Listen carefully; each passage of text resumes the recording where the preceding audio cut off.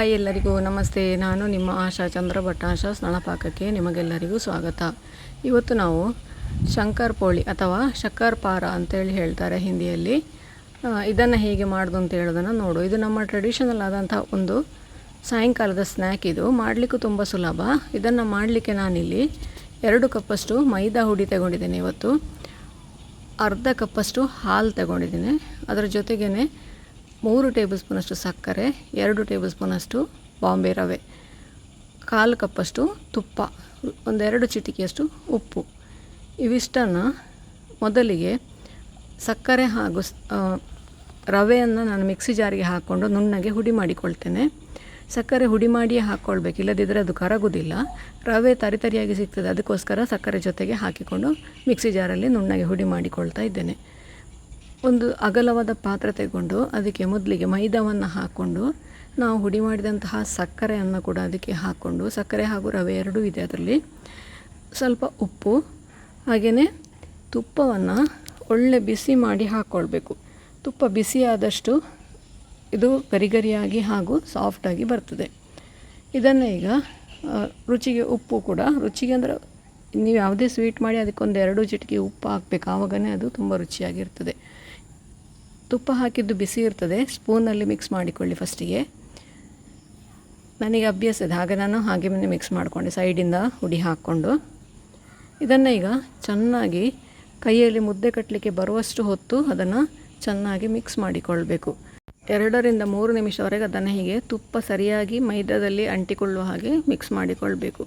ಇದನ್ನು ಎಷ್ಟು ಮಿಕ್ಸ್ ಮಾಡಬೇಕು ಅಂದರೆ, ಇದನ್ನು ಕೈಯಲ್ಲಿ ಹಿಡಿದು ನಾವು ಉಂಡೆ ಥರ ಮಾಡಿದಾಗ ಅದು ಮುದ್ದೆಯಾಗಿ ಉಂಡೆ ಕಟ್ಟಲಿಕ್ಕೆ ಬರಬೇಕು ನೋಡಿ, ಈ ಥರ. ಅಷ್ಟರವರೆಗೆ ಅದನ್ನು ಮಿಕ್ಸ್ ಮಾಡಬೇಕು. ಒಂದು 2-3 ನಿಮಿಷ ಬೇಕಾಗ್ತದೆ ಇದನ್ನು ಮಿಕ್ಸ್ ಮಾಡಲಿಕ್ಕೆ. ಈ ಥರ ಮಿಕ್ಸ್ ಆದ ನಂತರ ಅದನ್ನು ಕಲಸಲಿಕ್ಕೆ ಎಷ್ಟು ಹಾಲು ಬೇಕು ನೋಡಿಕೊಂಡು, ನಾನಿಲ್ಲಿ ಅರ್ಧ ಕಪ್ ತಗೊಂಡಿದ್ದೇನೆ, ಆದರೆ ಅರ್ಧ ಕಪ್ ಹಾಲು ಬೇಕಾಗ್ತದೆ ಅಂತೇಳಿ ಹೇಳಲಿಕ್ಕೆ ಆಗೋದಿಲ್ಲ, ನೋಡಿಕೊಂಡು ಹಾಕ್ಕೊಳ್ಬೇಕು. ಒಂದೇ ಸತಿ ಎಲ್ಲವನ್ನು ಹಾಕ್ಕೊಳ್ಬೇಡಿ, ಸ್ವಲ್ಪ ಸ್ವಲ್ಪವೇ ಹಾಲು ಹಾಕ್ಕೊಂಡು ಅದನ್ನು ಸ್ವಲ್ಪ ಗಟ್ಟಿಯಾಗಿ ಹಿಟ್ಟು ಕಲಿಸ್ಬೇಕು. ತುಂಬ ಮೆತ್ತಗೆ ಚಪಾತಿಗೆ ಕಲಸುವಷ್ಟು ಮೆತ್ತಗೆ ಬೇಡ ಅದು. ಹಾಗಾಗಿ ನೋಡಿಕೊಂಡು ಸ್ವಲ್ಪ ಸ್ವಲ್ಪವೇ ಹಾಲು ಹಾಕ್ಕೊಂಡು ಅದನ್ನು ಚೆನ್ನಾಗಿ ಹಿಟ್ಟನ್ನು ಕಲಸಿಕೊಳ್ಬೇಕು. ಕಲಸಿದ ನಂತರ ನಾವು ಇದನ್ನು ಎಷ್ಟು ನಾದಿಕೊಳ್ತೇವೆ ಅಷ್ಟು ಸಾಫ್ಟಾಗಿ ನಿಮ್ಮ ಶಕ್ಕರ್ಪಾರ ಅಥವಾ ಶಂಕರಪೋಳಿ ಬರ್ತದೆ. ಶಂಕರಪೋಳಿ ನಿಮಗೆ ಯಾವಾಗಲೂ ಒಂದು ಸ್ವಲ್ಪ ಸ್ವೀಟಾಗಿ ಇರ್ತದೆ. ಇದರಲ್ಲಿ ಖಾರ ವರ್ಷನ್ ಸಹ ಮಾಡಲಿಕ್ಕೆ ಆಗ್ತದೆ, ಅದನ್ನು ಇನ್ನೊಂದು ದಿವಸ ನಾವು ಹಾಕ್ತೇವೆ. ಇವತ್ತು ಸ್ವೀಟ್ ವರ್ಷನ್ ಮಾತ್ರ ಹಾಕ್ತಾ ಇದ್ದೇನೆ ನೋಡಿ. ಇದನ್ನು 5 ನಿಮಿಷ ನಾದಿದ ನಂತರ ಚೆನ್ನಾಗಿ ನಾದಿಕೊಳ್ಬೇಕು. ಈ ಥರ ದುಂಡಗೆ ಆಗ್ತದೆ ಇದು. ಇಷ್ಟಾದ ನಂತರ ಇದನ್ನು ಒಂದು 15 ನಿಮಿಷಗಳ ಕಾಲ ಅದನ್ನು ಮುಚ್ಚಿ ಇಡಬೇಕು. ಸಣ್ಣ ಸಣ್ಣ ಪಾತ್ರೆಗೆ ಹಾಕಿ ದೊಡ್ಡ ಪಾತ್ರೆಯಿಂದ ಮುಚ್ಚಿ ಇಟ್ಟೆ. ನೀವು ಬಟ್ಟೆಯಿಂದ ಮುಚ್ಚಿ ಇಡ್ಬೋದು, ಪ್ಲಾಸ್ಟಿಕ್ ಕವರ್ ಮಾಡ್ಬೋದು, ಹೇಗೆ ಬೇಕಾದರೂ ತೊಂದರೆ ಇಲ್ಲ. ಒಂದು 15 ನಿಮಿಷ ಮುಚ್ಚಿ ಇಡಬೇಕು. 15 ನಿಮಿಷ ನಂತರ ಅದನ್ನು ತೆಗೆದು ಪುನಃ ಅದನ್ನು ಚೆನ್ನಾಗಿ 1-2 ನಿಮಿಷ ಪುನಃ ನಾದಿಕೊಳ್ಬೇಕು. ಹಿಟ್ಟನ್ನು ಏನು ಸೇರಿಸೋದು ಬೇಡ, ಅಥವಾ ಹುಡಿಯೆಲ್ಲ ಏನು ಸೇರಿಸೋದು ಬೇಡ, ಅಥವಾ ತುಪ್ಪ ಕೂಡ ಎಂತ ಹಾಕೋದು ಬೇಡ, ಹಾಗೆಯೇ ಅದನ್ನು ಚೆನ್ನಾಗಿ ನಾದಿಕೊಳ್ಬೇಕು. 2 ಕಪ್ಪಲ್ಲಿ 2 ಉಂಡೆ ಮಾಡಲಿಕ್ಕೆ ಆಗ್ತದೆ ಇದರಲ್ಲಿ. ನಾನಿದನ್ನು ಚೆನ್ನಾಗಿ ನಾದಿಕೊಂಡು ಪುನಃ ಅದನ್ನು 2 ಉಂಡೆ ಮಾಡಿಕೊಂಡು ಸ್ವಲ್ಪ ದಪ್ಪವಾಗೇ ಲಟ್ಟಿಸ್ಕೊಳ್ಬೇಕು. ಲಟ್ಟಿಸ್ಕೊಳ್ಳಿಕ್ಕೆ ಪುನಃ ಹಿಟ್ಟೇನು ಹಾಕುವ ಅವಶ್ಯಕತೆ ಇಲ್ಲ, ಅದರಲ್ಲಿ ತುಪ್ಪ ಇರುವ ಕಾರಣ ಹಾಗೆಯೇ ಅದನ್ನು ಚಿಟ್ಟೆ ಮೇಲೆ ಇಟ್ಟು ಲಟ್ಟಿಸ್ಲಿಕ್ಕೆ ಆಗ್ತದೆ, ಅಥವಾ ಮಣೆ ಮೇಲೆ ಇಟ್ಟು ಲಟ್ಟಿಸ್ಕೊಳ್ಳಿಕ್ಕೆ ಆಗ್ತದೆ. ಅದು ಲಟ್ಟಣಿಗೆ ಏನು ಅಂಟಿಕೊಳ್ಳೋದಿಲ್ಲ. ಈಗ ನೋಡಿ, ಇದಕ್ಕೆ ತುಪ್ಪ ಆಗಲಿ ಯಾವುದೇ ಗೋಧಿ ಹುಡಿ ಮೈದಾ ಹುಡಿ ಆಗಲಿ ಏನೂ ಹಾಕದೇನೆ ದಪ್ಪಕ್ಕೆ ಅದನ್ನು ಲಟ್ಟಿಸ್ಕೊಳ್ತಾ ಇದ್ದೇನೆ. ದಪ್ಪ ಅಂದರೆ ಒಂದು ಸ್ವಲ್ಪ ದಪ್ಪವೇ ಬೇಕು. ನಾವು ಚಪಾತಿ ಪೂರಿಗೆಲ್ಲ ಲಟ್ಟಿಸಿದಾಗೆ ಅಲ್ಲ, ಒಂದು 1/4 ಸೆಂಟಿಮೀಟ್ರಷ್ಟು ದಪ್ಪ ನೋಡಿ, ಇಷ್ಟು ದಪ್ಪ ಬೇಕಿದು. ಇಷ್ಟು ದಪ್ಪ ಇದ್ರೇ ಅದು ಕರೆಕ್ಟಾಗಿ ಬರ್ತದೆ. ಈಗ ಇದನ್ನು ಪಿಜ್ಜಾ ರೋಲರಿಂದ ಸಣ್ಣ ಸಣ್ಣ ಸ್ಕ್ವೇರ್ಗಳನ್ನಾಗಿ ಕಟ್ ಮಾಡಿಕೊಳ್ಳುವ, ಇಲ್ಲ ಚಾಕುವಿನಿಂದ ಕೂಡ ಮಾಡಿಕೊಳ್ಬೋದು. ಅದರ ರೋಲರ್ ಇತ್ತು, ಹಾಗಾಗಿ ಅದನ್ನು ಉಪಯೋಗಿಸ್ಕೊಂಡು ಮಾಡಿಕೊಳ್ತಾ ಇದ್ದೇನೆ. ಸೈಡನ್ನು ಇನ್ನೊಂದು ಇದು ಮಾಡುವಾಗ ಅದಕ್ಕೆ ಸೇರಿಸ್ಕೊಳ್ಬೋದು. ಚಪಾತಿ ಮಾಡುವಾಗ ಎಲ್ಲವನ್ನು ಕೂಡ ಅದೇ ರೀತಿ ಕಟ್ ಮಾಡಿ, ಅದು ನೋಡಿ ಒಂದಕ್ಕೊಂದು ಅಂಟಿಕೊಳ್ಳೋದಿಲ್ಲ, ಅದಕ್ಕೆ ಯಾವುದೇ ಹುಡಿ ಹಾಕದಿದ್ದರೂ ಕೂಡ ಅದು ಒಂದಕ್ಕೊಂದು ಅಂಟಿಕೊಳ್ಳೋದಿಲ್ಲ. ನೋಡಿ, ನಮ್ಮ ತುಂಡುಗಳು ರೆಡಿ ಆಯಿತು. ಇದನ್ನು ಈಗ ಬೇರೆ ಏನು ಇದಕ್ಕೆ ಮಿಕ್ಸ್ ಮಾಡೋ ಅವಶ್ಯಕತೆ ಇಲ್ಲ. ಕಾರ್ನ್ಫ್ಲೋರ್ ಆಗಲಿ ಮೈದಾ ಹುಡಿ ಆಗಲಿ ಏನು ಮಿಕ್ಸ್ ಮಾಡೋ ಅವಶ್ಯಕತೆ ಇಲ್ಲ. ಹೀಗೆ ನೋಡಿ ಉದುರುದುರಾಗಿ ಬರ್ತದೆ ಅದು.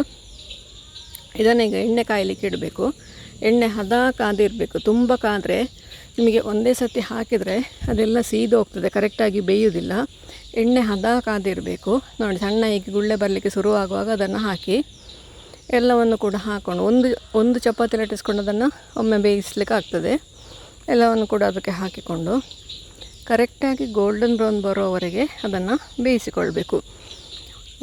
ತುಂಬ ಬೇಯಿಸಬೇಕಾದ ಅವಶ್ಯಕತೆ ಬರೋದಿಲ್ಲ. ಕರೆಕ್ಟಾಗಿ ಗೋಲ್ಡನ್ ಬ್ರೌನ್ ಬಂದರೆ ಸಾಕಾಗ್ತದೆ. ಒಳಗಡೆ ಕೂಡ ಅದು ಕರೆಕ್ಟಾಗಿ ಬೆಂದಿರ್ತದೆ. ನಿಮಗೆ ಅದು ಒಳಗಿಂದ ಹೇಗೆ ಬರ್ತದೆ ಅಂದರೆ ನಾವು ಸಾಟಿನ ಒಳಗೆಲ್ಲ ಇರ್ತದಲ್ಲ ಅದೇ ಥರ ಒಳಗಿಂದ ಬರ್ತದೆ ಇದು.